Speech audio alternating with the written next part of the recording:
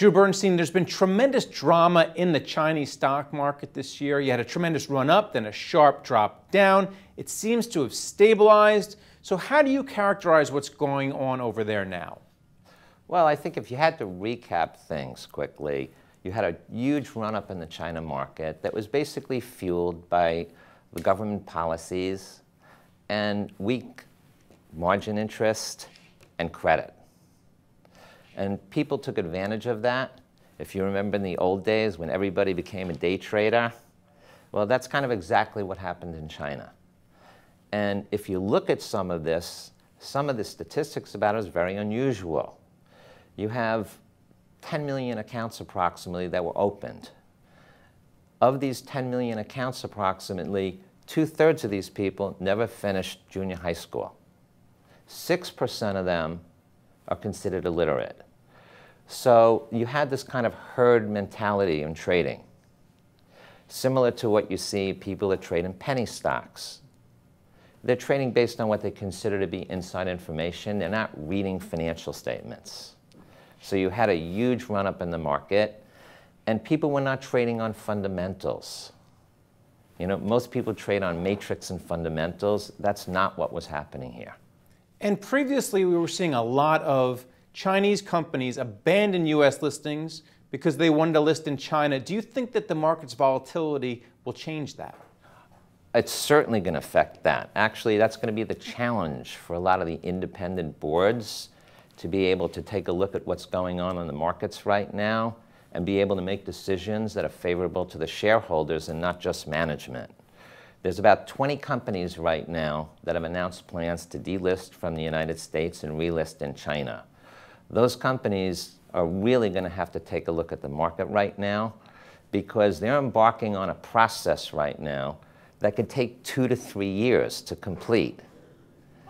And that's sort of like shooting for the bubble is like an internet company dreaming it's going to be 1999 forever. So those companies are really going to have to take a close look at what to do.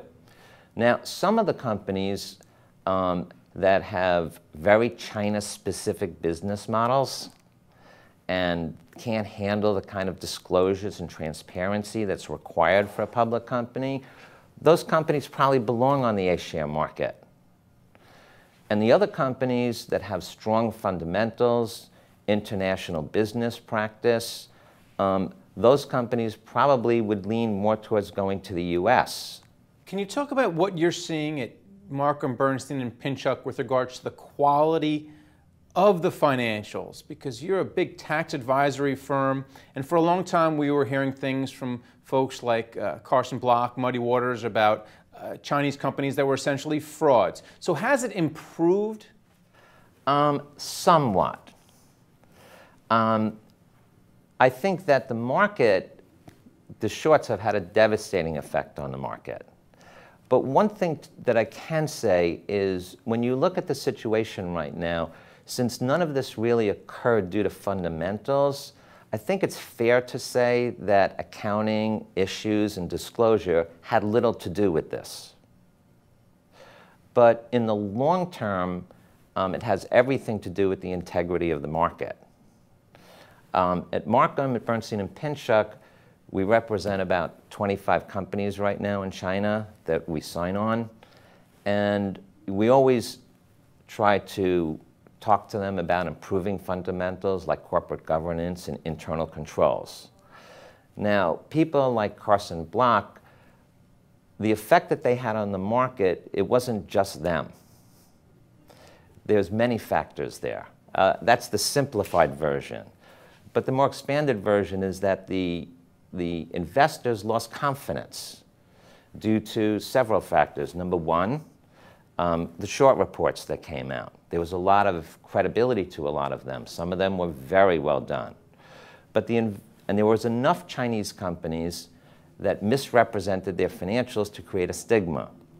But the market was also disappointed in a lot of other people, in accountants, because we're supposed to catch fraud. And as a group, we didn't do such a great job. They were disappointed in the law firms because there was millions and millions of dollars spent from third parties, And yet, from the legal standpoint, very little clarity. You have issues like the VIE issue out there that still has very little clarity. They're disappointed at the investment bankers who took a lot of companies public, didn't give them the proper support when they went public or didn't belong public. And lastly, it's a very unfair playing field because you have the shorts that only have to be less than 50% right. All right, so finally, what should American investors know about Chinese stocks right now if they're thinking maybe this is a buying opportunity? That's a very tough market over there. Only about 7% of the A-share market are non-Chinese. So I don't think that you're going to see international investors jumping back into the China market so quickly. And I think when you look at it, as we mentioned before, you can see how far the A-share market has to go right now to earn credibility from investors. All right, well, thanks a lot for coming on and talking about it. Thank you very much for having me. And thank you for watching The Street.